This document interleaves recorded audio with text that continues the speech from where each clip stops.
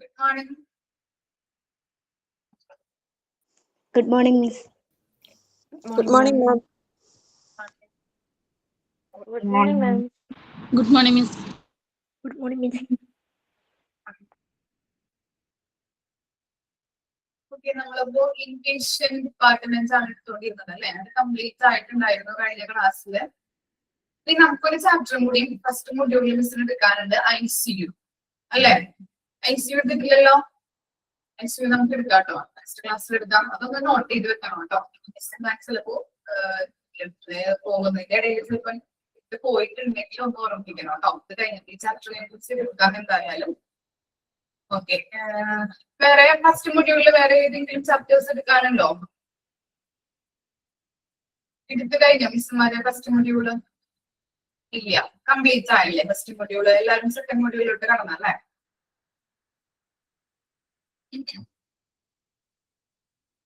നമുക്ക് എടുക്കാം കേട്ടോ. ICU മാത്രമേ ഉള്ളൂ അല്ലെ.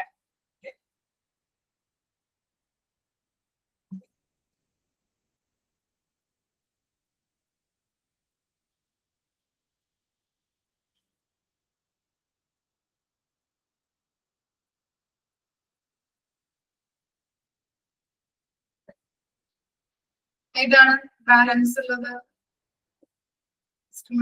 വേറെ എടുക്കാനുള്ളത് എടുത്തോണ്ടിരിക്കുന്നുണ്ടോ? ICU എടുക്കാനുണ്ട്. അതാണ് ഞാൻ പറഞ്ഞത്. ICU എന്റെ പോർഷൻ ആണ്, ഞാൻ എടുത്തോളാന്നാണ് പറഞ്ഞത്. വേറെ ഒന്നുമില്ലല്ലോ ചാപ്റ്റേഴ്സ് എടുക്കാനായിട്ട്.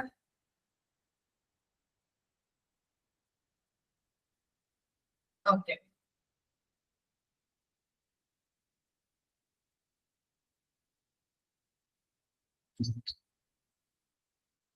സ്റ്റാർട്ട് ചെയ്താലോ നമുക്ക്?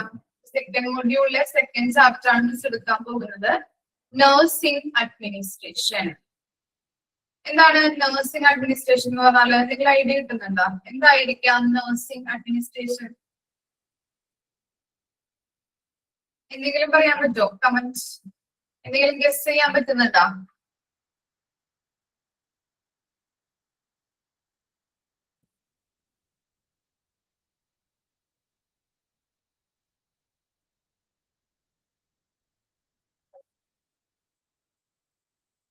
ഓക്കെ, നമുക്ക് എന്താണ് കെയർ പേഷ്യന്റ് അല്ലെ. എങ്ങനെയാണ് നഴ്സുമാര് പേഷ്യൻസിനെ കെയർ ചെയ്യുന്നത്, അവരുടെ ഡ്യൂട്ടീസ്, റെസ്പോൺസിബിലിറ്റീസ്, അതുപോലെ തന്നെ നഴ്സുമാര് പറഞ്ഞാൽ നഴ്സിംഗ് സ്റ്റാഫിംഗ്, അതുപോലെ തന്നെ സ്റ്റാഫിംഗ് പ്രോസസ് എന്താണ്, അതുപോലെ എന്താ സ്റ്റാഫ് ഡെവലപ്മെന്റ് എന്താണ്, അങ്ങനെ കുറച്ച് കാര്യങ്ങളാണ് നമുക്ക് അതിൽ പഠിക്കാനുള്ളത്. അതുപോലെ തന്നെ പ്രധാനമായിട്ടും ഇതിനകത്ത് പഠിക്കാനുള്ളത് എന്താണ്, നഴ്സിംഗിന്റെ ഹൈറാർക്കി നമുക്ക് പഠിക്കാനുണ്ട് കേട്ടോ. നഴ്സിംഗ് ഫസ്റ്റ് പൊസിഷനിൽ ഇരിക്കുന്നത് ആരാണ്, സെക്കൻഡ് ലെവലിലുള്ളത് ആരാണ്, ഏറ്റവും ലാസ്റ്റ് പൊസിഷനിൽ ആരാണ്, ഇവരുടെയൊക്കെ ഡ്യൂട്ടീസ് ആൻഡ് റെസ്പോൺസിബിലിറ്റീസ് നമുക്ക് പഠിക്കാനുണ്ട്. അതാണ് ഇമ്പോർട്ടന്റ് ആയിട്ട് വരുന്നത്. ഒരു 6 ആളുകളാണ് ഇവിടെ ഉള്ളത്. അതിന്റെ ഹൈറാർക്കിയാണ് കൊടുത്തിരിക്കുന്നത്. അവരുടെ ഡ്യൂട്ടീസ്, അവരെന്താണ് എന്നുള്ളതിന്റെ ഒരു ഡിസ്ക്രിപ്ഷൻ കൊടുത്തിട്ടുണ്ട്.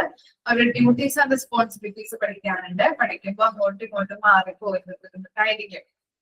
6 ആളുടെ ഡ്യൂട്ടീസ് റെസ്പോൺസിബിലിറ്റീസ് പഠിക്കുമ്പോൾ അങ്ങോട്ടും ഇങ്ങോട്ടും മാറിപ്പോയത്. ഇപ്പോ ചോദിക്കാം ചിലപ്പോൾ ഡ്യൂട്ടീസ് ചോദിച്ചിട്ട് ഇത് ആരുടെ ഡ്യൂട്ടിയാണ്, ആരുടെ റെസ്പോൺസിബിലിറ്റി ആണ് ചോദിച്ചു കഴിഞ്ഞാല് കൺഫ്യൂഷൻ വരരുത്. അതനുസരിച്ച് കോഡുകൾ വെച്ചിട്ടോ അല്ലെങ്കിൽ എന്തെങ്കിലും നിങ്ങളുടേതായിട്ടുള്ള രീതികളിൽ പഠിച്ച് ശ്രമിക്കാം, പഠിച്ചു വെക്കാനായിട്ട് നോക്കാം. നമുക്ക് സ്റ്റാർട്ട് ചെയ്യാം. Chapter 2, nursing administration. ഇൻട്രൊഡക്ഷൻ നോക്കാം. Nursing is A profession that offers services which benefit the health and well-being of people. നമുക്കറിയാം നഴ്സിംഗ് എന്ന് പറഞ്ഞാൽ എന്താണ്, ഇറ്റ്സ് എ പ്രൊഫഷൻ ആണ് അല്ലെ, ഒരു പ്രൊഫഷൻ ആണ്. ഇനി അത് എന്തിന് ഹെൽപ്പ് ചെയ്യുന്നുണ്ട്? അവര് നഴ്സുമാരെന്താണ് കൂടുതൽ സർവീസുകൾ ഓഫർ ചെയ്യുന്നുണ്ട് അല്ലെ. എന്തിനു വേണ്ടിയിട്ട്? ഹെൽത്ത്, ആളുകളുടെ ഹെൽത്തിന് വേണ്ടിയിട്ടും അവരുടെ ക്ഷേമത്തിന് വേണ്ടിയിട്ടും ജോലി ചെയ്യുന്നവരാണ് ആര്? നഴ്സുമാർ എന്ന് പറയുന്നത്. നഴ്സിംഗ് എന്ന് പറഞ്ഞിട്ടുണ്ടെങ്കിൽ ഒരു പ്രൊഫഷൻ ആണ്. അവിടെ വരുന്ന ഹോസ്പിറ്റലിൽ വരുന്ന പേഷ്യൻസിന്റെ കാര്യങ്ങൾ, ഹെൽത്തുമായിട്ട് ബന്ധപ്പെട്ട കാര്യങ്ങൾ നോക്കും. അതുപോലെ തന്നെ അവരുടെ ക്ഷേമത്തിന് വേണ്ടിയിട്ടുള്ള എല്ലാ കാര്യങ്ങളും സർവീസുകളും പൊതുജനങ്ങൾക്ക് പ്രൊവൈഡ് ചെയ്യുന്ന ഒരു പ്രൊഫഷൻ, അതിനെയാണ് നമ്മൾ നഴ്സിംഗ് എന്ന് പറയുന്നത്. നമുക്കറിയാം നഴ്സുമാരില്ലെങ്കിൽ ഹോസ്പിറ്റലിലെ പ്രവർത്തനങ്ങൾ മുന്നോട്ട് പോവും അല്ലെ. നമുക്കറിയാം എന്താണ് അഡ്മിനിസ്ട്രേറ്റീവ് ഏരിയ ഉണ്ട്, പല പല ടെക്നീഷ്യൻസ് ഉണ്ട്, പല പല ആളുകളുണ്ട് അല്ലെ, ഡോക്ടേഴ്സ് ഉണ്ട്. പക്ഷെ ആരുടെ ഒരു കുറവ് അവിടെ ഫീൽ ചെയ്യും? നഴ്സുമാരില്ലെങ്കിൽ അതുപോലെ എന്താണ് കുറവ് തന്നെയാണെന്ന് നമുക്ക് പറയാൻ പറ്റും അല്ലെ. നഴ്സുമാര് അത്യാവശ്യമായിട്ട് വേണ്ട ഒരു ഘടകം അല്ലെങ്കിൽ ഇമ്പോർട്ടന്റ് ഫാക്ടർ ആണല്ലേ ഹോസ്പിറ്റലുകളിൽ.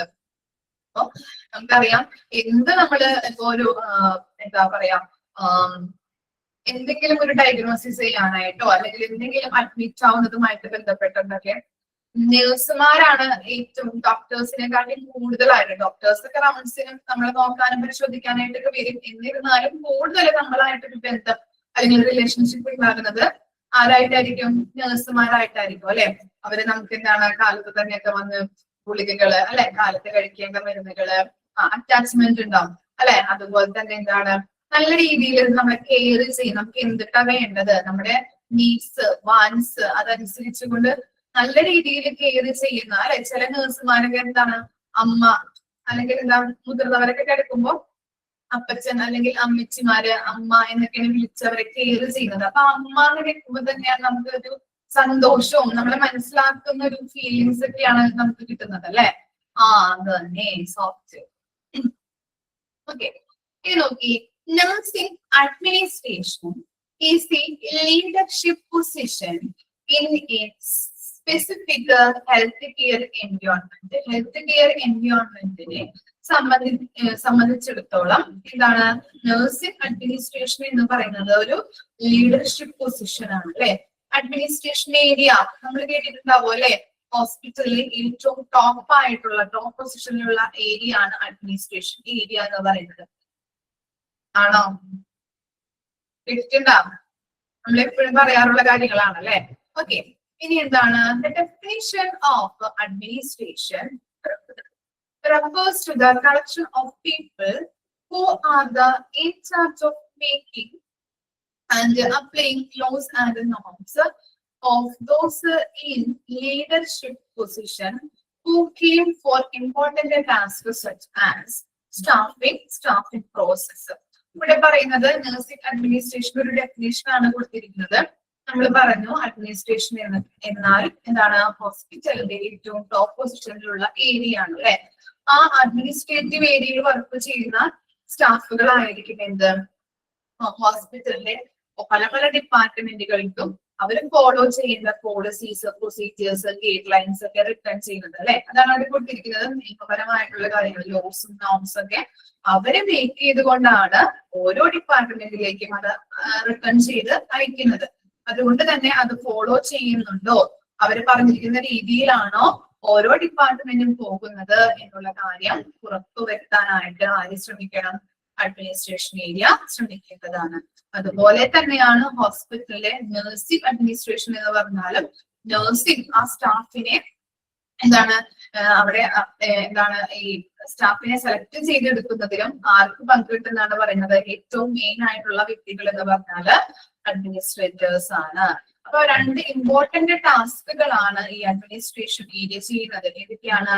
സ്റ്റാഫിംഗ് ഉണ്ട്, സ്റ്റാഫിംഗ് പ്രോസസ് ഉണ്ട്. ഇനി എന്താണ് സ്റ്റാഫിംഗ് എന്നുള്ളത് നോക്കാം.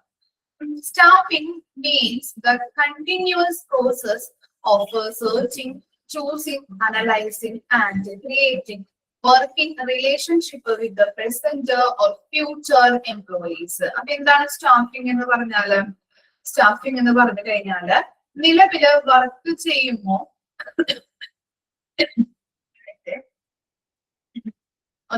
നിലവില് വർക്ക് ചെയ്യുന്നവരുമായിട്ടോ അല്ലെങ്കിൽ ഭാവിയില് ജോലി ചെയ്യുന്നവരുമായിട്ടോ നല്ലൊരു ബന്ധം സ്ഥാപിക്കുന്നതിനുള്ള ആളുകളെ സെർച്ച് ചെയ്യുന്നതിനോ അല്ലെങ്കിൽ ചൂസ് ചെയ്യുന്നതിനോ അനലൈസ് ചെയ്യുന്നതിനോ ആണ് സ്റ്റാഫിംഗ് എന്ന് നമ്മൾ പറയുന്നത്. ഓക്കെ, എന്താണ് ഹോസ്പിറ്റലിൽ പല പല സ്റ്റാഫുകളുണ്ടോ? അപ്പൊ എന്തെങ്കിലും വാക്കൻസി വരുമ്പോൾ നമ്മൾ എന്ത് ചെയ്യും? ആ വാക്കൻസിയിലോട്ട് നമ്മൾ ആളുകളെ നമ്മൾ ഇന്റർവ്യൂ ചെയ്തെടുക്കും അല്ലെ. അപ്പൊ അതിനകത്ത് എങ്ങനെയാ ചെയ്യുന്നത്? നമ്മൾ ആദ്യം വാക്കൻസി ഉണ്ടാകുമ്പോൾ നമ്മൾ എന്ത് ചെയ്യുന്നുണ്ട്? വാക്കൻസി ഉണ്ട് അല്ലെങ്കിൽ ഇന്ന ഹോസ്പിറ്റലില് ഇന്ന നഴ്സിനെ ആവശ്യമാണ്, അല്ലെങ്കിൽ ഇന്ന ആളുകളെ ആവശ്യമാണെന്നുള്ള ആഡ്സുകൾ നമുക്ക് എന്തിലൂടെ കിട്ടുന്നുണ്ട്? എന്തിലൂടെ കിട്ടാം? പല പല ആഡുകൾ നമ്മൾ കാണാറുണ്ടല്ലേ? എന്തിലൂടെയൊക്കെയാണ് കാണുന്നത് നമ്മള്?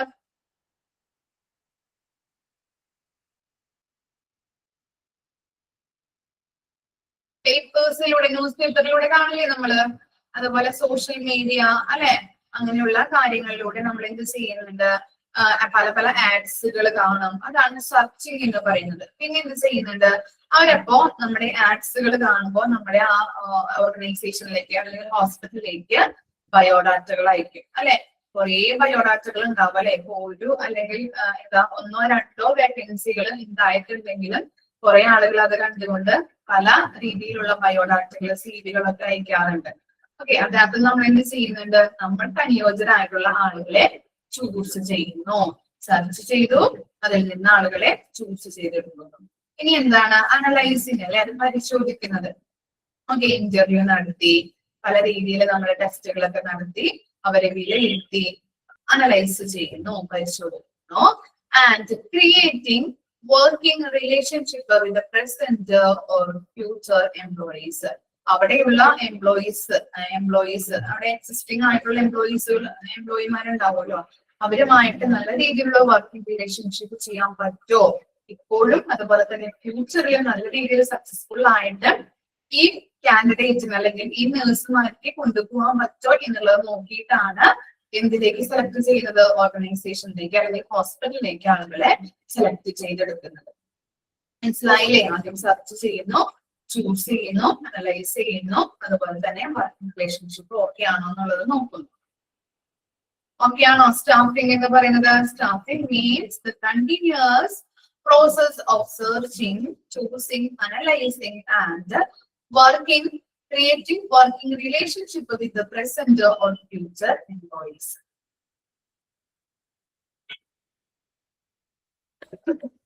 ഇനി സ്റ്റാഫിംഗ് പ്രോസസ് എന്തൊക്കെയാണ് നോക്കിയേ? Staffing process involves manpower planning to have the right person in the right position. അല്ലെ? ഒരു ഓർഗനൈസേഷനിലേക്ക് അല്ലെങ്കിൽ ഒരു ഹോസ്പിറ്റലില് അല്ലെങ്കിൽ ഒരു ഫേംസ് ആയിക്കോട്ടെ, അവിടേക്ക് ഒരു വേക്കൻസി വന്നെന്നും പറഞ്ഞിട്ടുണ്ടെങ്കിൽ അല്ലെങ്കിൽ വേക്കൻസി ഇട്ടെന്ന് അറിഞ്ഞു കഴിഞ്ഞാല് നമ്മള് ഈ മാനേജേഴ്സ് ആയിരിക്കും തിരഞ്ഞെടുക്കുന്നത് അല്ലെ? ഏറ്റവും ടോപ്പ് പൊസിഷനിലുള്ള ആളുകളായിരിക്കും എന്തിലേക്ക് തിരഞ്ഞെടുക്കുന്നത്? ആ വേക്കൻസിയിലേക്ക് ആളുകളെ ഇന്റർവ്യൂ ചെയ്ത് സെലക്ട് ചെയ്തെടുക്കുന്നത്. അപ്പൊ നമ്മൾ സെലക്ട് ചെയ്യുമ്പോൾ ആ പൊസിഷന് ഉതകുന്ന രീതിയിലുള്ള ആളുകളെ വേണം, ആ വർക്ക് ചെയ്യാനായിട്ടുള്ള നോളജ്, സ്കില്ല്, ക്യാപ്പബിലിറ്റി ഉള്ള ആളുകളെ വേണം ആ പൊസിഷനിലേക്ക് തിരഞ്ഞെടുക്കാൻ അല്ലെ?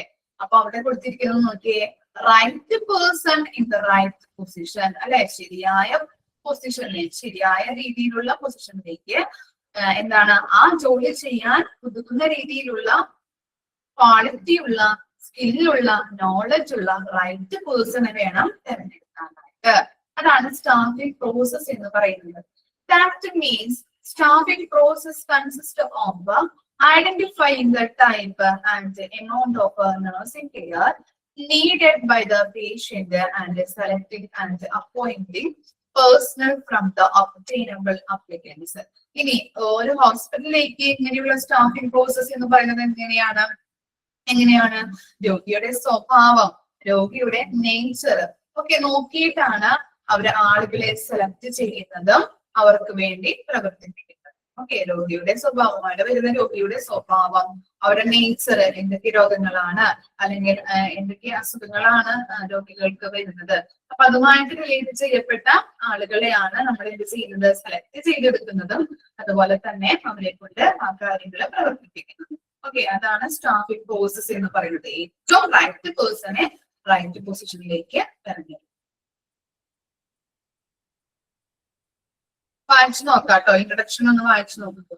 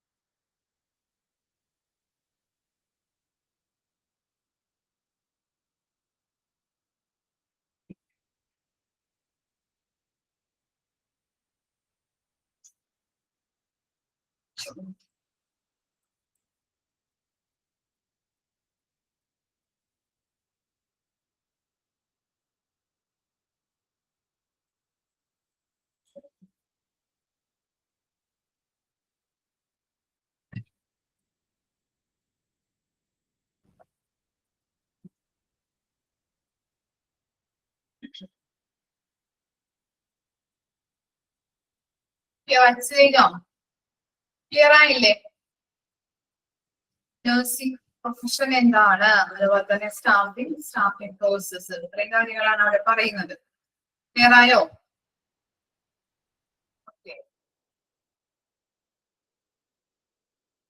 ഇനി നെക്സ്റ്റ് ആണ് staffing is A logical operation that consist of many. ഇല്ല അണ്ടർലൈൻ ചെയ്യേണ്ട, ബാക്കി നിങ്ങൾ വായിച്ച് മനസ്സിലാക്കിയാൽ മതി. സ്റ്റാഫിംഗ് എന്താണ്, സ്റ്റാഫിംഗ് പ്രോസസ് എന്താണെന്ന് കൊടുത്തിട്ടില്ലേ, അത് വായിച്ച് മനസ്സിലാക്കിയാൽ മതി. ചോദിച്ചു കഴിഞ്ഞാൽ എഴുതേണ്ടി വരും കേട്ടോ. ഓക്കെ, നിങ്ങൾക്ക് വായിക്കുമ്പോൾ ഇമ്പോർട്ടന്റ് ആണെന്ന് തോന്നുന്ന കാര്യങ്ങള് വായിച്ച് അണ്ടർലൈൻ ചെയ്യാട്ടോ, ഓരോ കാര്യങ്ങളും. ചിലപ്പോൾ നിങ്ങൾ പറയാൻ വിട്ടു പോവും. അപ്പൊ സ്റ്റാഫിംഗ് പ്രോസസ്, സ്റ്റാഫിംഗ് എന്താണെന്നുള്ളത് അവിടെ കൊടുത്തിട്ടുണ്ട്. അപ്പൊ കറക്റ്റ് ആയിട്ട് അത് അണ്ടർലൈൻ ചെയ്ത് പഠിക്കാം.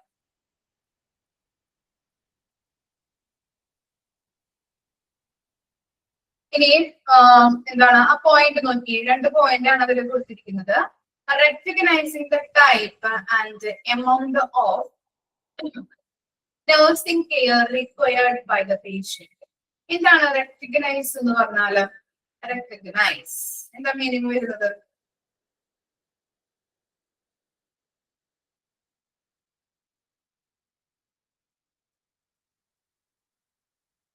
Recognise, very good. തിരിച്ചറിയുക അല്ലെ?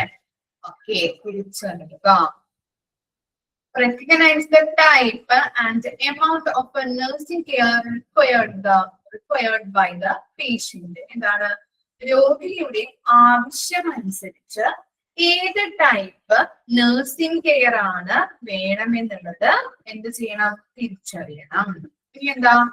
Selecting and appointing employees from available applicants. എന്താണ്? അനുയോജ്യമായിട്ടുള്ള ആളുകളെ സെലക്ട് ചെയ്യുകയും അതുപോലെ തന്നെ അപ്പോയിന്റ് ചെയ്യുകയും വേണം അല്ലെ?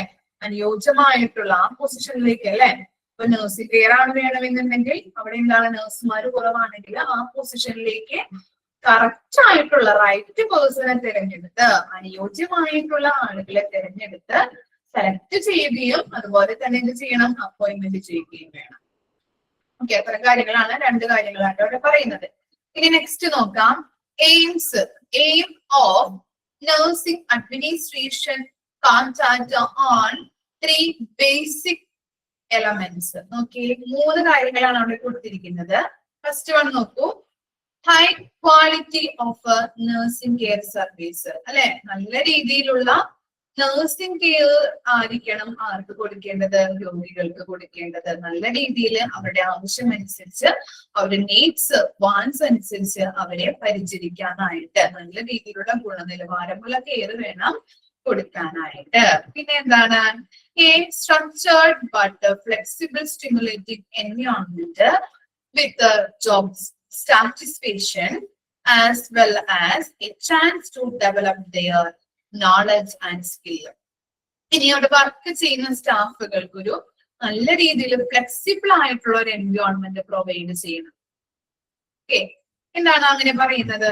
നല്ല രീതിയിൽ ഇപ്പോൾ ഒരു ഓർഗനൈസേഷൻ എടുത്തു കഴിഞ്ഞാലും നിങ്ങളൊരു ജോലിക്ക് കയറി കഴിഞ്ഞാലും അവിടുത്തെ എൻവയോൺമെന്റുമായിട്ട് നിങ്ങൾക്ക് ഒട്ടും പൊരുത്തപ്പെടാൻ കഴിയുകയില്ല എങ്കിൽ എന്താണ്? ഒരു ജോബ് സാറ്റിസ്ഫാക്ഷൻ നിങ്ങൾക്ക് ഉണ്ടാവോ? അല്ലെങ്കിൽ ജോലി ചെയ്യാനായിട്ട് വീണ്ടും ആ ഓർഗനൈസേഷനിലോട്ട് പോവാനായിട്ടും ജോലി ചെയ്യാനായിട്ടും നിങ്ങൾക്ക് ഇഷ്ടമുണ്ടാവില്ല അല്ലെ? ചിലപ്പോ നല്ല ബിഹേവിയർ ആയിരിക്കില്ല, നല്ല രീതിയിൽ നമ്മളോട് പെരുമാറില്ല, അല്ലെങ്കിൽ സാലറിയുടെ പ്രശ്നങ്ങൾ ഉണ്ടാവും, പ്രമോഷൻ തരുന്നില്ല, ട്രാൻസ്ഫർ തരുന്നില്ല. അങ്ങനെയുള്ള ഒരു എൻവയോൺമെന്റും അതുപോലെ തന്നെ നമ്മളോട് പെരുമാറുന്ന രീതികൾ അല്ലെ? മാനേജറായാലും സ്റ്റാഫുകളായാലും മറ്റു സ്റ്റാഫുകളായാലും നല്ല രീതിയിൽ പെരുമാറിയില്ല എന്നുണ്ടെങ്കിൽ നമുക്കൊരു നല്ല രീതിയിലുള്ള എൻവയോൺമെന്റ് ആയിരിക്കില്ല അവിടെ കിട്ടുന്നത് അല്ലെ? അതുകൊണ്ട് നിങ്ങൾക്ക് സംതൃപ്തി അല്ലെ? ജോലി ചെയ്യാനായിട്ട് സാറ്റിസ്ഫാക്ഷൻ ഉണ്ടാവില്ല. ഓക്കെ, ഇവിടെ പറയുന്നത് എന്താണ്? നല്ല രീതിയിലുള്ള ഒരു ഫ്ലെക്സിബിൾ ആയിട്ടുള്ള ഒരു എൻവയോൺമെന്റ് നഴ്സുമാർക്ക് പ്രൊവൈഡ് ചെയ്യാം. അപ്പോ അത് എന്തിന് ഇടയാക്കുന്നുണ്ട്? നല്ല രീതിയിൽ ജോബ് ചെയ്യാനായിട്ട് അവർക്ക് ജോലി സാറ്റിസ്ഫാക്ഷൻ കിട്ടുന്നുണ്ട് അല്ലെ? ജോബ് സാറ്റിസ്ഫാക്ഷൻ കിട്ടുകയും അതുപോലെ തന്നെ അങ്ങനെ സാറ്റിസ്ഫൈഡ് ആകുമ്പോൾ എന്താണ് വീണ്ടും വീണ്ടും നമുക്ക് ജോലി ചെയ്യാനായിട്ടും നല്ല രീതിയിൽ അവിടെ പ്രവർത്തിക്കാനായിട്ടും നമുക്ക് എന്താണ് സന്തോഷം ഉണ്ടാവും. അതുപോലെ തന്നെ നമ്മുടെ സ്കില്ലുകളും നോളജുകളായാലും ഡെവലപ്മെന്റിന് സഹായിക്കുന്നുണ്ട്. ജോബ് സാറ്റിസ്ഫാക്ഷൻ കിട്ടുന്നതിലൂടെ നമ്മൾ എന്ത് കഷ്ടപ്പെട്ടിട്ടായാലും നമ്മൾ ആ ജോലിക്ക് വരും അല്ലെ? സാലറി ആയിരിക്കാം ഒന്നാമത്തെ എലമെന്റ് എന്ന് പറയുന്നത് അല്ലെ? അതുപോലെ തന്നെ നല്ല രീതിയിൽ നമ്മളോട് പെരുമാറുന്ന ആളുകൾ ഉണ്ടാവും. അപ്പൊ നമുക്ക് എന്താണ് ആ ഓർഗനൈസേഷനിലോട്ട് വരാനായിട്ട് നമുക്ക് ജോലി ചെയ്യാനായിട്ട് അല്ലെ സന്തോഷമായിരിക്കും. അപ്പൊ എന്താണ് വീണ്ടും വീണ്ടും നമുക്ക് എന്താണ് എത്രത്തോളം നമ്മൾ കഷ്ടപ്പെട്ടിട്ടായാലും നമ്മൾ ആ ജോലിക്ക് വരും. അപ്പോ അങ്ങനെ ജോലി ചെയ്യുന്നതിലൂടെ നമുക്ക് എന്താണ് കൂടുതൽ ട്രെയിനിങ്ങുകള് പ്രാക്ടീസുകൾ കിട്ടും, സ്കില്ല് വർദ്ധിക്കാനായിട്ട് ഇടവരും, നോളജ് ഇംപ്രൂവ് ചെയ്യാനായിട്ട് ഇടവരുന്നുണ്ട്. അതാണ് അവിടെ കൊടുത്തിരിക്കുന്നത്. നല്ല രീതിയിലുള്ള എന്താണ് ഫ്ലെക്സിബിൾ ആയിട്ടുള്ള ഒരു എൻവയോൺമെന്റ് കിട്ടിക്കഴിഞ്ഞിട്ടുണ്ടെങ്കിൽ അവർക്ക് ജോബ് സാറ്റിസ്ഫാക്ഷൻ ഉണ്ടാവും. അതുവഴി അവരുടെ നോളജും സ്കില്ലും ഡെവലപ്പ് ആകാനായിട്ട് ചാൻസ്. രണ്ടാമത്തെ പോയിന്റ് നോക്കിയേ അല്ലേ? മൂന്നാമത്തെ പോയിന്റ് നോക്കിയേ. Management process forcing an efficient and effective pattern of nursing care service in the most frugal manner. ഇവിടെ പറയുന്നത് ഹോസ്പിറ്റലിൽ ഓരോ ഹോസ്പിറ്റലിലെയും അഡ്മിനിസ്ട്രേറ്റേഴ്സ് നല്ല രീതിയിലാണ് മാനേജ് ചെയ്യുന്നതെങ്കിൽ അഡ്മിനിസ്ട്രേറ്റേഴ്സ് ആ ഹോസ്പിറ്റലിനെ നല്ല രീതിയിലാണ് മാനേജ് ചെയ്യുന്നതെങ്കിൽ ഇഫക്റ്റീവ് ആയിട്ടും എഫിഷ്യന്റ് ആയിട്ടാണ് നഴ്സിംഗ് കെയർ പ്രൊവൈഡ് ചെയ്യാൻ പറ്റുന്നത് അല്ലെ?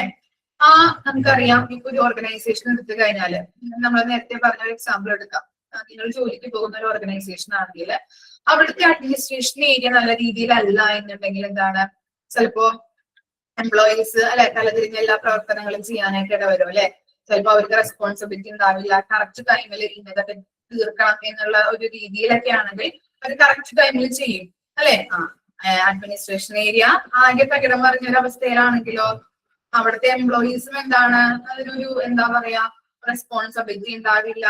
വർക്കുകളൊക്കെ കറക്റ്റ് ആയിട്ട് ചെയ്യാനായിട്ട് സാധിക്കില്ല അല്ലെ? വർക്കുകളൊക്കെ കറക്റ്റ് ആയിട്ട് അവർ വെക്കാനായിട്ടും അവർക്ക് ഒരു ചൂടുണ്ടാവില്ല ഇല്ലേ? ഓക്കെ, അതുപോലെ തന്നെയാണ് ഇവിടെ പറയുന്നത്. എന്താണ് അഡ്മിനിസ്ട്രേഷൻ ഏരിയ നല്ല രീതിയിലാണ് കറക്റ്റ് ആയിട്ട് അപ് ടു ഡേറ്റ് ആയിട്ടാണ് എല്ലാ കാര്യങ്ങളും കൊണ്ടുപോകുന്നതെങ്കിൽ അവിടെ ഹോസ്പിറ്റലിലുള്ള നഴ്സിംഗ് കെയർ എന്ന് പറയുന്നത് എന്താണ് എഫിഷ്യന്റ് ആയിട്ടും എഫക്റ്റീവ് ആയിട്ടും കൊടുക്കാനായിട്ട് സാധിക്കുന്നില്ല. രോഗികൾക്ക് നല്ല രീതിയിൽ എഫക്റ്റീവ് ആയിട്ടും എഫിഷ്യന്റ് ആയിട്ടും പ്രൊവൈഡ് ചെയ്യാനായിട്ട് സാധിക്കുന്നുണ്ട്. ഓക്കെ, ക്ലിയർ ആയോ? 3 പോയിന്റും quality care, quality nursing care കൊടുക്കുക.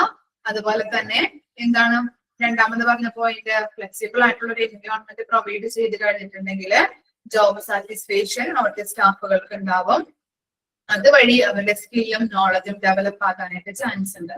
അതുപോലെ തന്നെ നല്ല രീതിയിലുള്ള എഫിഷ്യന്റ് ആയിട്ടുള്ള എന്താണ് ഈ ഹോസ്പിറ്റലിലെ അഡ്മിനിസ്ട്രേറ്റേഴ്സ് നല്ല രീതിയിലാണ് പ്രവർത്തിക്കുന്നതെങ്കിൽ നല്ല രീതിയിൽ അവിടെ വരുന്ന പേഷ്യൻസിന് നഴ്സിംഗ് കെയർ കൊടുക്കാനായിട്ട് എഫക്റ്റീവ് ആയിട്ടും എഫിഷ്യന്റ് ആയിട്ടും നഴ്സിംഗ് കെയർ കൊടുക്കാനായിട്ട് സാധിക്കുന്നുണ്ട്.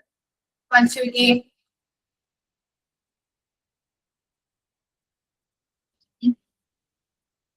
ലളിതമായ മീൻസ് ലളിതമായ കേട്ടോ.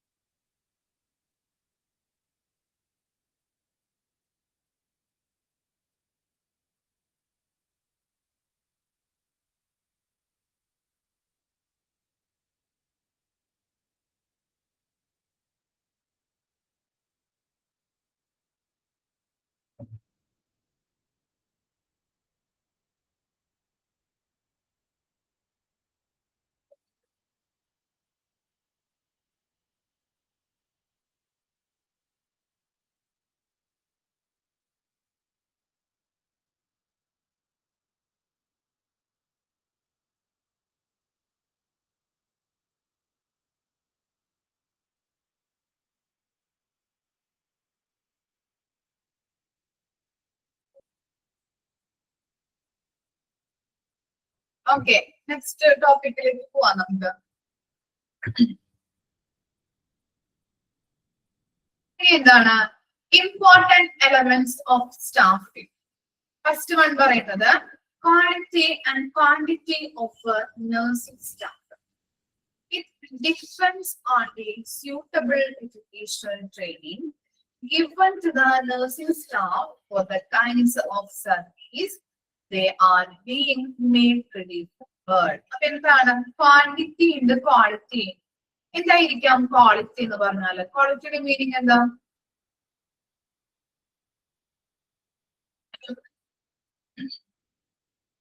ക്വാളിറ്റി എന്ന് പറഞ്ഞാൽ എന്താണ്? ഗുണം അല്ലെ? ഗുണനിലവാരം അല്ലെങ്കിൽ ഗുണമേന്മ അല്ലെ? ഗുണം.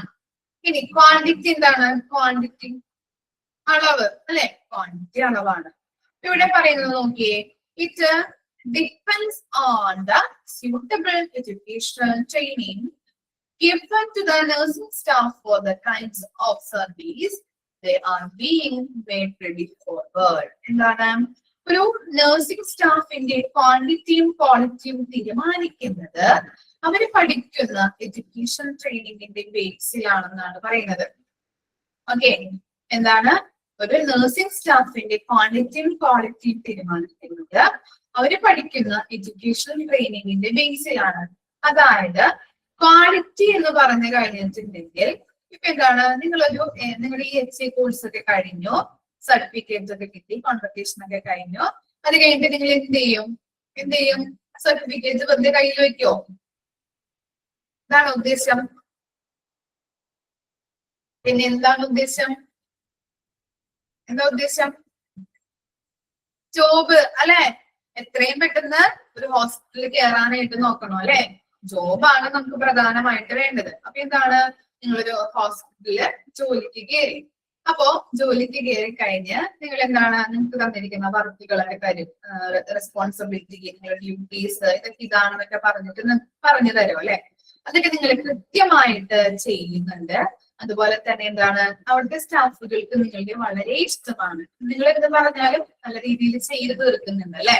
അതുകൊണ്ട് അവിടുത്തെ സ്റ്റാഫുകൾക്ക് വളരെ ഇഷ്ടമാണ്. അതാണ് നിങ്ങളുടെ ക്വാളിറ്റി എന്ന് പറയുന്നത്. മനസ്സിലായോ? ഓക്കെ, ഇനി ക്വാണ്ടിറ്റിയിലേക്ക് വരുന്നത് നോക്കിയേ. ക്വാണ്ടിറ്റിയിലേക്ക് വരുമ്പോ നമ്മൾ നോക്കിയേ, ഒരു എന്താ, നിങ്ങൾ ജോലിക്ക് കയറി കഴിഞ്ഞ് എന്താ, ഇന്ന ഡ്യൂട്ടീസ്, റെസ്പോൺസിബിലിറ്റീസ് ആണ് നിങ്ങൾ ചെയ്യേണ്ടത്. ഇത്ര ദിവസത്തിനുള്ളിൽ ഇത് ചെയ്യണം എന്ന് പറഞ്ഞിട്ടൊരു ഫിക്സഡ് ഡേ വെച്ചിട്ടുണ്ടാവും. ആ ഫിക്സഡ് ഡേക്ക് മുൻപായിട്ട് നിങ്ങൾ ചെയ്ത് തീർത്ത് കൊടുക്കുന്നു. അതാണ് നിങ്ങളുടെ ക്വാണ്ടിറ്റി. നിങ്ങൾ അളക്കാൻ പറ്റുന്നുണ്ടല്ലേ? അപ്പോ ഓക്കെ, അപ്പൊ ക്വാണ്ടിറ്റിയും ക്വാളിറ്റിയും മനസ്സിലായോ? ഓക്കെ, ഇനി നോക്കിയേ, യൂട്ടിലൈസേഷൻ എന്താണ്? The nursing staff must be allotted work in such a way that the knowledge skills required is best used for the purpose they were imparted and trained.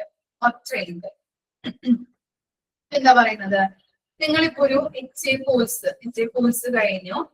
HA കോഴ്സിൽ നിങ്ങൾ എന്താണ്, ഹോസ്പിറ്റലിൽ എങ്ങനെയാണ്, ഹോസ്പിറ്റലിലെ പല പല ഡിപ്പാർട്ട്മെന്റുകളെ കുറിച്ച്, അവിടെ നടക്കുന്ന ഓരോ കാര്യങ്ങളെ കുറിച്ച് അല്ലെ, ഓരോ ഡിപ്പാർട്ട്മെന്റുകളെ കുറിച്ച് പഠിക്കാം. അതുപോലെ തന്നെ അവിടെ എന്തൊക്കെയാണ് നടക്കുന്നത്, എന്തൊക്കെ പ്രവർത്തനങ്ങളാണ്, അതിന്റെ ഫങ്ഷൻസ്, ഒബ്ജക്റ്റീവ്സ് ഇതൊക്കെ നിങ്ങൾ ഈ HA കോഴ്സിൽ പഠിക്കുന്നുണ്ട് ഇല്ലേ? ഇനി നിങ്ങൾ എന്ത് ചെയ്തു? ജോലിക്ക് ഹോസ്പിറ്റലില് HA കോഴ്സ് കഴിഞ്ഞു, ഹോസ്പിറ്റലിൽ ജോലിക്ക് കയറുമ്പോ അവിടെ നിങ്ങൾ എന്ത് വെച്ചിട്ടാണ് നിങ്ങൾ ഓരോ കാര്യങ്ങളും ചെയ്യുന്നത്? നിങ്ങൾക്ക് കിട്ടിയ ആ നോളജ് വെച്ചിട്ടാണ് അല്ലെ? നിങ്ങള് കോഴ്സിൽ പഠിച്ച ആ നോളജ് വെച്ച്, ആ നോളജ് അവിടെ എന്ത് ചെയ്യുന്നുണ്ട്? അവിടെ ആ സ്കില്ലും അതുപോലെ തന്നെ നോളജും അവിടെ ഉപയോഗിക്കുന്നുണ്ട്. പ്രാക്ടിക്കൽ വൈസ്ഡ് ആണ് നിങ്ങൾ ഉപയോഗിക്കുന്നത് അല്ലെ? ആണോ? നിങ്ങൾ ആദ്യം തിയറി വൈസ് നിങ്ങൾ പഠിച്ച് എക്സാം ഒക്കെ എഴുതി ജോലിക്ക് കയറുമ്പോ ആ തിയറിയും നോളജും നിങ്ങൾ എന്ത് ചെയ്യുന്നു? അവിടെ ഉപയോഗിക്കുന്നു അല്ലെ? പ്രാക്ടിക്കൽ ട്രെയിനിങ്ങിലൂടെ നിങ്ങൾക്ക് നല്ല രീതിയിൽ ജോലി ചെയ്യാൻ പറ്റുന്നുണ്ട്, ഉപയോഗിക്കാൻ പറ്റുന്നുണ്ട് അല്ലെ? അവിടെ ആ നോളജ് ഹോസ്പിറ്റലിൽ ചെയ്യുമ്പോൾ ഉപയോഗിക്കാനായിട്ട്, യൂട്ടിലൈസ് ചെയ്യാനായിട്ട് പറ്റുന്നുണ്ട്. അതാണ് യൂട്ടിലൈസേഷൻ എന്ന് പറയുന്നത്. മനസ്സിലായോ? അപ്പൊ നമ്മള് ക്വാണ്ടിറ്റി പഠിച്ചു, ക്വാളിറ്റി പഠിച്ചു, യൂട്ടിലൈസേഷൻ പഠിച്ചു. ക്ലിയർ ആയില്ലേ? നെക്സ്റ്റ് നോക്കാം. Systems of staffing. Recognize the nursing care hours needed to care for a patient for a day or for a shift. Staffing relies on capacity of hospital, standards provided, number of beds and different treatment services. അത്രയും വരെ നമുക്കൊന്ന് നോക്കാം. Recognising എന്ന് പറഞ്ഞാൽ എന്താണ്? തിരിച്ചറിയുക അല്ലെ. Recognize the nursing care hours needed to care for a patient for a day or for a shift. എന്താ പറയുന്നത്? രോഗിക്ക് എത്ര അവേഴ്സ് ആണ് നഴ്സിംഗ് പരിചരണം വേണ്ടത് എന്നുള്ളത് തിരിച്ചറിയണം. രോഗിക്ക് എത്ര അവേഴ്സ് ആണ് നഴ്സിംഗ് കെയർ വേണം എന്നുള്ളത് തിരിച്ചറിയണം. അതുപോലെ തന്നെ അവിടെ എന്താണ് ഹോസ്പിറ്റലിലെ കാര്യങ്ങൾ, നമ്മൾ ഹോസ്പിറ്റലിൽ എങ്ങനെയാണ് സ്റ്റാഫിങ് റിലേറ്റ്സ് എന്ന് പറഞ്ഞു കൊടുത്തിട്ടുണ്ട്. ഹോസ്പിറ്റൽ എങ്ങനെയാണ് നമ്മൾ വിലയിരുത്തുന്നത്? കപ്പാസിറ്റി ഓഫ് ഹോസ്പിറ്റൽ, കപ്പാസിറ്റി അല്ലെ, കപ്പാസിറ്റി അനുസരിച്ച്. അതുപോലെ തന്നെ സ്റ്റാൻഡേർഡ്സുകൾ പ്രൊവൈഡ് ചെയ്ത് നമ്പർ ഓഫ് ബെഡ്സുകൾ നമുക്കറിയാം. ഈ നമ്പർ ഓഫ് ബെഡ്സ് ഇപ്പോ സ്മോൾ നമ്പർ ആണെങ്കിൽ നമുക്ക് അറിയാൻ പറ്റും അത് അവിടെ പ്രവർത്തനങ്ങൾ എങ്ങനെയാണ്, സ്മോൾ രീതിയിലാണ്, സ്മോൾ ഹോസ്പിറ്റൽ ആയിരിക്കും. അതുപോലെ നല്ല രീതിയിൽ ഇപ്പൊ സമൂഹത്തിന്റെ ഇടയിൽ ഹൈ സ്റ്റാൻഡേർഡ്സോട് കൂടി നിലനിൽക്കുന്ന ഹോസ്പിറ്റലൊക്കെ ആണെങ്കിൽ എന്താണ്, ഇപ്പൊ നമുക്കറിയാം നല്ല രീതിയിൽ സ്റ്റാൻഡേർഡ്സോട് കൂടിയിട്ട് നിലനിൽക്കുന്ന ഹോസ്പിറ്റലുകൾ ഗവൺമെന്റ് ഹോസ്പിറ്റൽ ആയിരിക്കോ? അല്ല, മൾട്ടി സ്പെഷ്യാലിറ്റി ഹോസ്പിറ്റൽ അല്ലെ. ഏത് സമയത്ത് ചെന്നാലും അവിടെ എല്ലാ ഫെസിലിറ്റീസും എല്ലാ ജനങ്ങൾക്കും പ്രൊവൈഡ് ചെയ്യുന്നുണ്ട്. അതുകൊണ്ട് തന്നെ സ്റ്റാൻഡേർഡ്സ് വൈസ് നമുക്ക് നോക്കാൻ പറ്റും. അതുപോലെ തന്നെ കപ്പാസിറ്റി, അവിടെ എന്താണ്, എത്രത്തോളം ജനങ്ങൾക്ക് അവിടെ സേവനം ചെയ്യാൻ പറ്റും. നമ്മള് എന്താ PHC, CHC ഒക്കെ പഠിച്ചില്ലേ? അപ്പം കുറച്ച് മാത്രം സേവനം ചെയ്യാൻ പറ്റുന്ന ഹോസ്പിറ്റൽ ആണെങ്കിൽ അവിടെ സ്മോൾ ഹോസ്പിറ്റൽ ആണ്. കുറെ അധികം ആളുകളെ സേവനം ചെയ്യാൻ പറ്റുന്ന ഹോസ്പിറ്റൽ ആണെങ്കിൽ അതാണ് കപ്പാസിറ്റി എന്ന് പറയുന്നത്. ഓക്കെ, അപ്പോ അങ്ങനെ നോക്കിയിട്ടാണ് സ്റ്റാഫുകളെ നമ്മൾ തീരുമാനിക്കുന്നത്. അത് അങ്ങനെ ആയിട്ടുണ്ടെങ്കിൽ. ഇനി അതുപോലെ തന്നെ പറയുന്നത് in anticipating nursing workload, a manager must calculate not only the total number of patients to be cared for, but also the proportion in each category. അപ്പൊ എന്താണ് ഇവിടെ പറയുന്നത്? ഹോസ്പിറ്റലിലെ മാനേജർ നഴ്സിംഗ് കെയറിന്റെ പ്രപ്പോർഷൻ എത്രത്തോളം എന്ന് കണക്ക് കൂട്ടുമ്പോൾ ടോട്ടൽ പേഷ്യന്റിന്റെ എണ്ണമല്ല കൂട്ടുന്നത്, പ്രപ്പോർഷൻ ആണ് നോക്കുന്നത്. ഓക്കെ, പ്രപ്പോർഷൻ എങ്ങനെയാ നോക്കുന്നത്? നമ്മൾ പ്രപ്പോർഷൻ വൈസ് ആണ് അല്ലെ ഓരോ കാര്യങ്ങളും പറയുന്നത്. ICUലായാലും അതുപോലെ തന്നെ ജനറൽ വാർഡിന്റെ കാര്യങ്ങൾ എടുത്തു കഴിഞ്ഞാലും.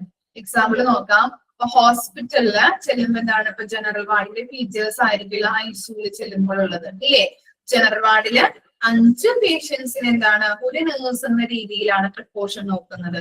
അതുപോലെ ICUലാണെങ്കിലോ, ICU നമ്മൾ പഠിച്ചിട്ടില്ല അല്ലെ? ICUലാണെങ്കിൽ 1:1 ഒരു പേഷ്യന്റിന് ഒരു നേഴ്സ് എന്ന നിലയിലാണ്.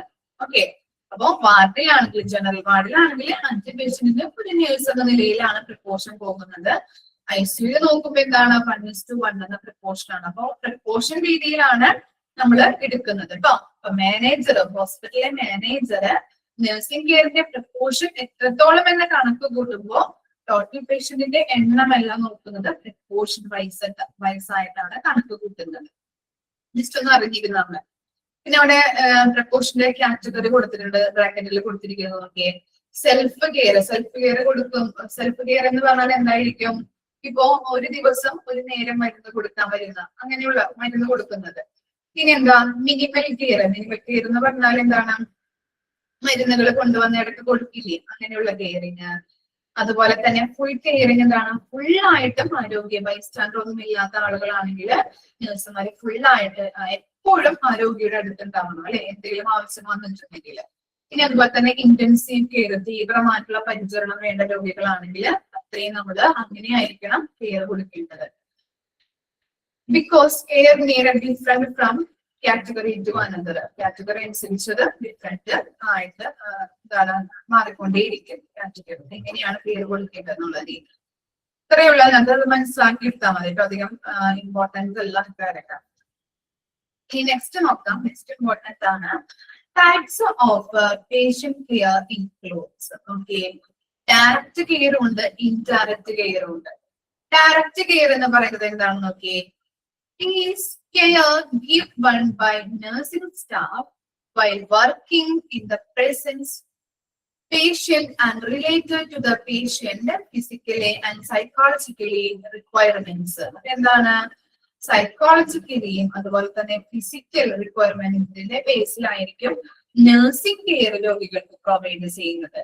അവിടെ എക്സാമ്പിൾ കൊടുത്തിരിക്കുന്നത് നോക്കിയേ, direct care consist of feeding, treatment, mobility and medication and more dependent the patient is on the nurse to conduct related activity. The more hours of a nursing care is required for the patient. അപ്പൊ എന്താണ് example? Feeding. Feeding എന്താ, direct കെയറുമായിട്ട് ബന്ധപ്പെട്ടതാണ് അല്ലെ. Feeding എന്തായിരിക്കും? Feeding എന്ന് പറയുന്നത് എന്തായിരിക്കാം? Feeding food കൊടുക്കുന്നത് അല്ലെ. ബൈസ്റ്റാൻഡർ ഒന്നും ഇല്ലാത്ത പേഷ്യന്റ് ആണെങ്കിൽ നമ്മൾ എന്ത് ചെയ്യണം? ഫുഡൊക്കെ വാരി കഴിക്കാൻ പറ്റാത്ത പേഷ്യന്റ്, ചിലപ്പോ സ്ട്രോക്ക് വന്ന് ഒരു വശം തളർന്ന പേഷ്യന്റ് ഒക്കെ ആണെങ്കിൽ വളരെ ബുദ്ധിമുട്ടായിരിക്കും അല്ലെ, എണീറ്റിരിക്കാനായിട്ട്, ഫുഡ് കഴിക്കാനൊക്കെ ആയിട്ട്. അപ്പൊ നമ്മൾ ഫുഡ് കൊടുക്കേണ്ടതായിട്ട് വരും, ചിലപ്പോ വാരിയൊക്കെ കൊടുക്കേണ്ടതായിട്ട് വരും. അപ്പൊ അതാണ് ഡയറക്റ്റ് കെയറുമായിട്ട് ബന്ധപ്പെട്ടത് കേട്ടോ. ഫീഡിങ്ങിന്റെ ട്രീറ്റ്മെന്റ്, അതുപോലെ മൊബിലിറ്റി, ചലനശേഷി. ഓക്കെ, ഞാൻ പറഞ്ഞില്ലേ, ഇപ്പോ കിടപ്പോട് കൂടിയൊക്കെ കിടക്കുന്ന പേഷ്യന്റ് ആണെങ്കിൽ ചിലപ്പോ എടുത്ത് വീൽ ചെയറിൽ വെക്കേണ്ടതായിട്ടുണ്ട്, വീൽ ചെയറിൽ ഇരുത്താം. അതുപോലെ തന്നെ എന്താ, വീൽ ചെയറിൽ നിന്ന് ബെഡിലേക്ക് കിടത്തി കൊടുക്കണം, അങ്ങനെയുള്ള കാര്യങ്ങൾ ചെയ്യുന്നത്. മെഡിക്കേഷനുകൾ, മരുന്നുകളൊക്കെ എടുത്തു കൊടുക്കുന്നത്, ബൈസ്റ്റാൻഡർ ഇല്ലാത്ത പേഷ്യൻസ് ഒക്കെ ആണെങ്കിൽ അങ്ങനെയുള്ള എല്ലാ കാര്യങ്ങളും രോഗികൾക്ക് ചെയ്തു കൊടുക്കേണ്ടതാണ്. അപ്പൊ അത്തരത്തിലുള്ള കാര്യങ്ങളാണ് ഇത് ഡയറക്റ്റ് കെയറുമായിട്ട് ബന്ധപ്പെട്ടത്. മനസ്സിലായില്ലേ? ഫുഡ് കൊടുക്കാം, മരുന്നുകള്, ട്രീറ്റ്മെന്റിന്റെ കാര്യങ്ങൾ ചെയ്തു കൊടുക്കണം. അതുപോലെ എന്താ, മൊബിലിറ്റി, ചലനശേഷി ഇല്ലാത്ത പേഷ്യൻസ് ഒക്കെ ആണെങ്കിൽ വളരെ ബുദ്ധിമുട്ടാണ് എന്ത്, ഈ ബെഡിൽ നിന്ന് എണീറ്റിരിക്കാനായിട്ട്, അതുപോലെ തന്നെ ചെയറിലിരിക്കാനായിട്ട്, വീൽ ചെയറിലൊക്കെ ഇരിക്കാനായിട്ട്. അപ്പൊ അവര് ഇരുത്തിയൊക്കെ കൊടുക്കേണ്ടതായിട്ട് വരും. അതാണ് ഡയറക്റ്റ് കെയർ എന്ന് പറയുന്നത്. എക്സാമ്പിൾ ആണ് കൊടുത്തിരിക്കുന്നത്, അണ്ടർലൈൻ ചെയ്ത് വെക്കാം. ഇനി ഇൻഡയറക്റ്റ് കെയർ എന്തൊക്കെയാവാ? Are those ventures undertaken on the patient behalf but removed from his presence?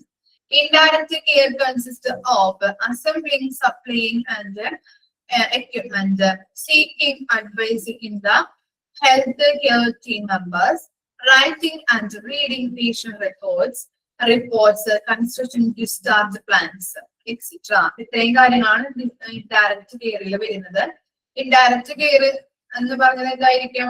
നേരിട്ട് കൊടുക്കാത്ത അല്ലെ, നേരിട്ട് കെയർ കൊടുക്കാത്ത രോഗിയുടെ പേരിൽ നടത്തുന്ന കെയറിനെയാണ് നമ്മൾ ഇൻഡയറക്റ്റ് കെയർ, നേരിട്ടല്ലാതെ നമ്മൾ ചെയ്തു കൊടുക്കുന്ന കാര്യങ്ങൾ അല്ലെ. ഇവിടെ പറഞ്ഞിട്ടുണ്ട് എന്താണ്? അസംബ്ലിംഗ്, സപ്ലൈസ് ആൻഡ് എക്യുപ്മെന്റ്സ് അല്ലെ. അതുപോലെ തന്നെ seeking advice with other health care team workers. ഇപ്പൊ ഡോക്ടറിന്റെ കയ്യിൽ നിന്നൊക്കെ അഡ്വൈസ് സ്വീകരിച്ചിട്ട് നമ്മൾ പറഞ്ഞിട്ടുണ്ടായിരുന്നില്ലേ, സ്കാനിങ്ങുകൾ ചെയ്യാനായിട്ട്, ബ്ലഡ് ടെസ്റ്റുകളൊക്കെ ചെയ്യാനായിട്ട് എന്താണ് നഴ്സുമാരോടാണ് പറയുന്നത് അല്ലെ. അപ്പൊ അവര് എല്ലാ കാര്യങ്ങളും അറേഞ്ച് ചെയ്ത് കൊടുക്കുന്നുണ്ട് എന്ത്, ഈ പേഷ്യൻസിന്. അതുപോലെ തന്നെ ഡിസ്ചാർജ് പ്ലാനുകൾ എഴുതുന്നത്, അതൊക്കെ എന്താണ് രോഗിക്ക് ചെയ്തു കൊടുക്കുന്ന കാര്യങ്ങളാണ്. പക്ഷെ നേരിട്ടല്ല, അല്ലാതെ നമ്മൾ ചെയ്തു കൊടുക്കുന്ന കാര്യങ്ങളാണ്. അതുപോലെ തന്നെ റിപ്പോർട്ടുകളായാലും, അതുപോലെ തന്നെ എന്താണ് discharge plan, constructive discharge plan. നമ്മൾ പറഞ്ഞില്ലേ, ഇപ്പോ ഡോക്ടറോ അല്ലെങ്കിൽ ഡോക്ടർ നിർദ്ദേശിക്കുന്ന വ്യക്തിയോ ആയിരിക്കും എന്ത് ചെയ്യുന്നത്, ഡിസ്ചാർജ് പ്ലാൻ എഴുതുന്നത്. ചിലപ്പോ അസിസ്റ്റന്റ് ആയിരിക്കാം, ഡോക്ടർ പറയുന്ന സ്റ്റാഫുകൾ കേട്ടോ.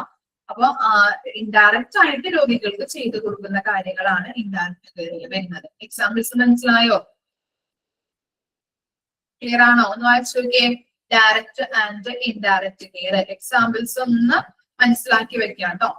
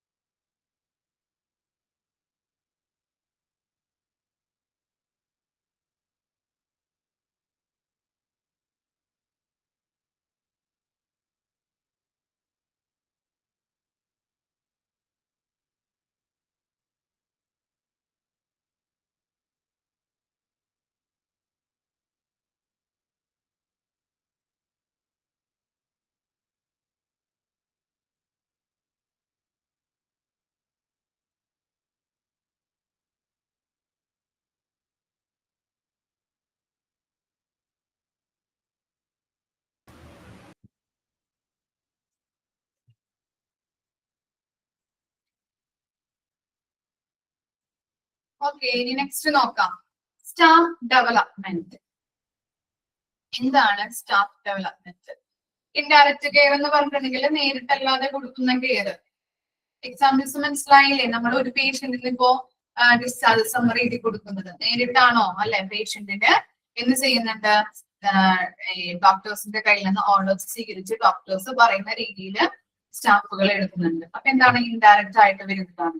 അതുപോലെ തന്നെ റിപ്പോർട്ടുകള്, അതുപോലെ തന്നെ എന്താ നമ്മൾ സ്കാനിങ് എടുക്കുന്നത് ഡോക്ടേഴ്സിന്റെ കയ്യിൽ നിന്ന് ഓർഡർ സ്വീകരിച്ചിട്ട് ഇന്ന ആൾക്ക് ഇന്നതുപോലെ എടുക്കണം, അല്ലെങ്കിൽ MRI ആണ് എടുക്കേണ്ടത് എന്നൊക്കെ പറയുമ്പോൾ എന്താണ്? നേരിട്ടല്ലാതെ ചെയ്തു കൊടുക്കുന്ന കെയർ ആണ്.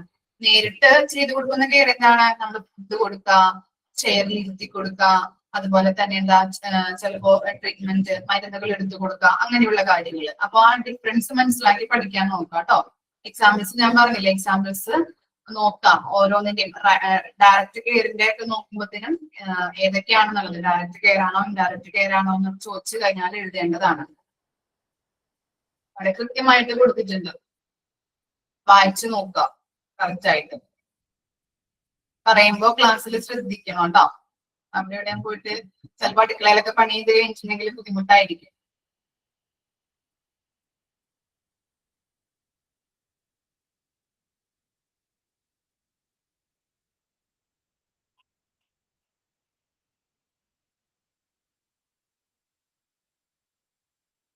അതുപോലെ തന്നെ ക്ലാസ്സിൽ ലേറ്റ് ആയിട്ട് കയറി കഴിഞ്ഞാൽ അത് ബുദ്ധിമുട്ടായിരിക്കും, ഞങ്ങൾക്ക് പിന്നെ എക്സ്പ്ലെയിൻ ചെയ്യാൻ പറ്റില്ല. നല്ല എഫേർട്ട് എടുത്താണ് ക്ലാസ്സിൽ ഞങ്ങൾ പറയുന്നത്.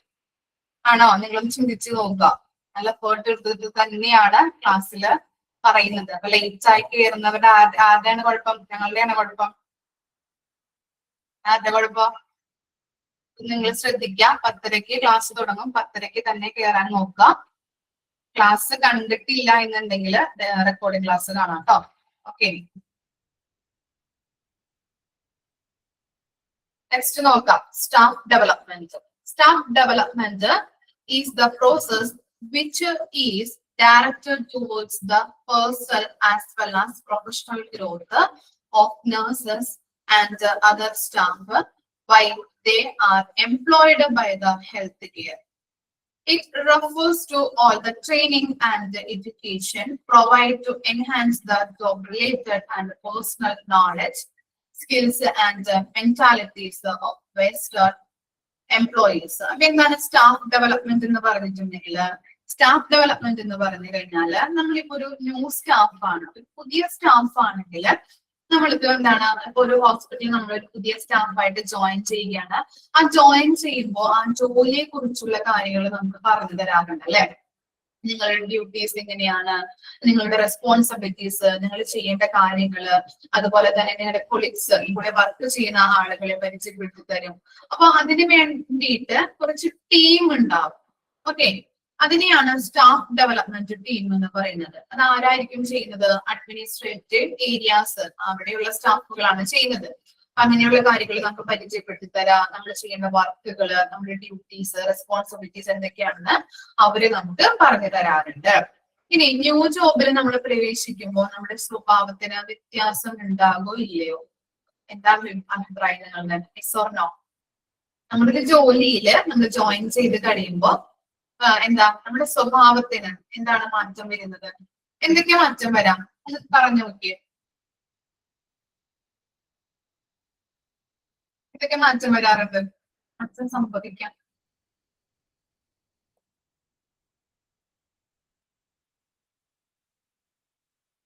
Difference of situation adaptability, responsible ആയിരിക്കും. ഓക്കെ, പിന്നെ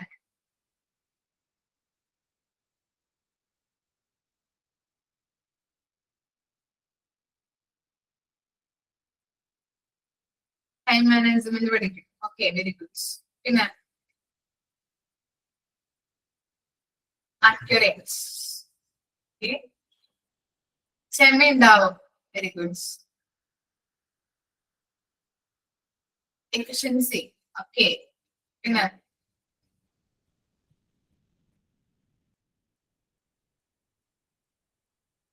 ക്യാമറ ഓഫ് ചെയ്യാട്ടോ. സ്കിൽ ഡെവലപ്മെന്റ്, പിന്നെ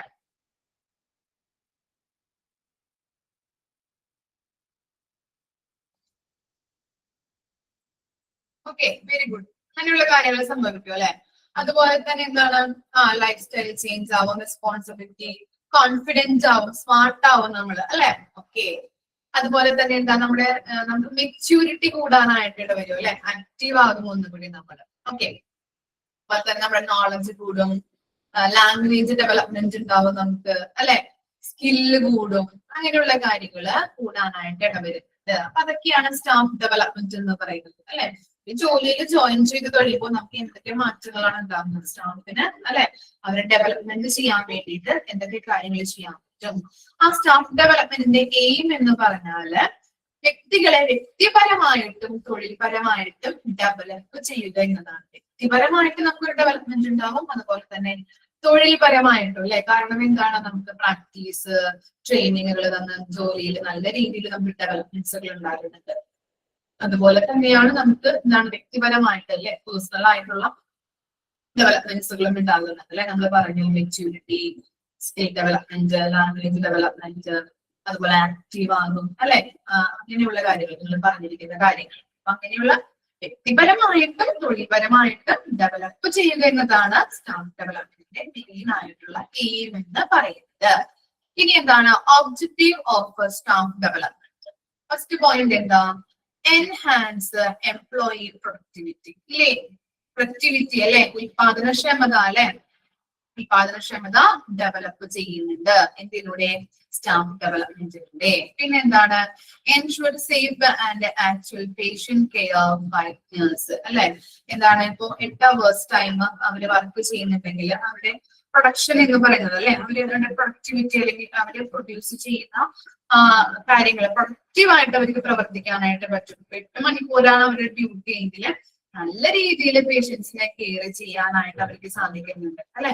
അഡ്മിനിസ്ട്രേഷൻ ഏരിയ അത്രയും മാത്രം അവരെ സപ്പോർട്ട് ചെയ്യുന്നത് കൊണ്ട് തന്നെ അവർക്ക് നല്ല രീതിയിൽ എഫിഷ്യന്റ് ആയിട്ടും എഫക്റ്റീവ് ആയിട്ടും അതുപോലെ സേഫ് ആയിട്ടും എന്താണ് പ്രവർത്തിക്കാനായിട്ട് നഴ്സിംഗ് കെയർ രോഗികൾക്ക് കൊടുക്കാനായിട്ട് സാധിക്കുന്നുണ്ട്.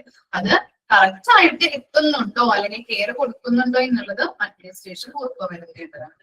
ഇനി എന്താണ്, ensure satisfactory job performance by staffs. എന്താണ്, അവർക്ക് സാറ്റിസ്ഫാക്ഷൻ അല്ലെ, അവരുടെ ജോബിൽ അവര് സാറ്റിസ്ഫൈഡ് ആണോ എന്നുള്ളത് ഉറപ്പുവരുത്തണം. പിന്നെ എന്താ, orient the personnel towards their care objectives, job duties, personnel policies.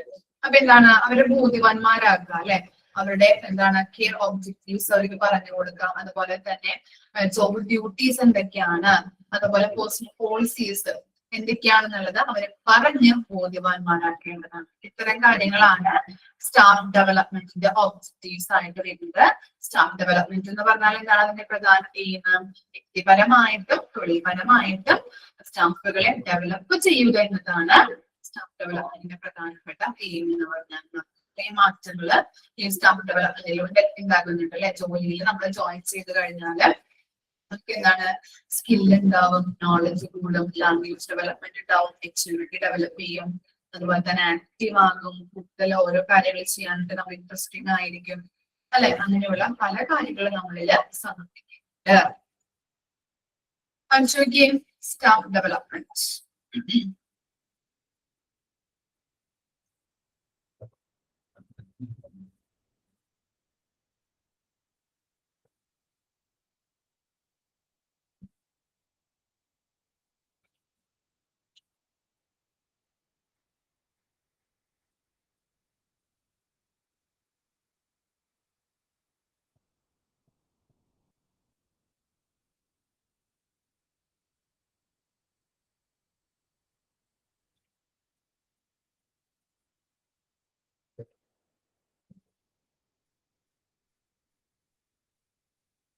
ഇത്രയും മിസ് എടുക്കുന്നുള്ളൂ, ബാക്കി നെക്സ്റ്റ് ക്ലാസ്സിൽ എടുക്കാം കേട്ടോ.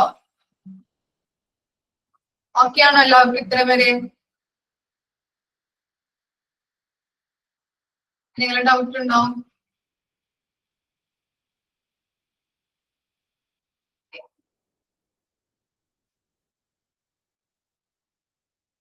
കൃത്യമായിട്ട് ക്ലാസ്സിൽ കൃത്യ ടൈമിൽ കയറാൻ നോക്കാം കേട്ടോ. ഞാൻ പറയുന്നത് വിഷമം വിചാരിച്ചിട്ട് കാര്യമില്ല. കാരണം എന്ന് വിചാരിച്ചാല് എന്താണ് 10:30 ക്ലാസ് തുടങ്ങും, പിന്നെയും അത് റിപ്പീറ്റ് ചെയ്യുന്നതൊക്കെ വളരെ അല്ലെ. നിങ്ങളൊന്ന് വിചാരിച്ചു നോക്കി, ഒന്ന് ഓർത്ത് നോക്കുക, ചിന്തിച്ച് നോക്കുക. പിന്നെയും നമ്മൾ എഫേർട്ട് എടുത്ത് അത്രയും റിപ്പീറ്റ് ചെയ്ത് പറയണ്ടേ, അത് ബുദ്ധിമുട്ട് കാരണമാണ് ഞാൻ അങ്ങനെ പറഞ്ഞത്. അപ്പോ ഓക്കെ പാർവതി, കറക്റ്റ് ആയിട്ട് ക്ലാസ്സിൽ കയറാനായിട്ട് ശ്രമിക്കുക കേട്ടോ ഇനി മുതൽ കറക്റ്റ് ടൈമില്.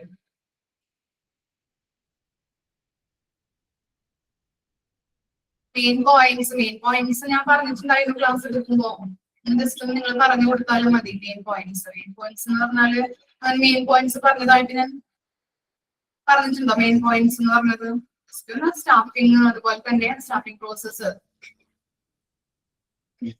ഞാൻ അണ്ടർലൈൻ ചെയ്യാൻ പറഞ്ഞിട്ടില്ല. അങ്ങനെ ഓരോരോ പോയിന്റ്സുകൾ പറഞ്ഞത് കാരണം ഓരോരോ പോയിന്റ്സ് ആയിട്ടാണ് കിടക്കുന്നത്. അത് അധികം അണ്ടർലൈൻ ഞാൻ ചെയ്യാൻ പറഞ്ഞിട്ടില്ല.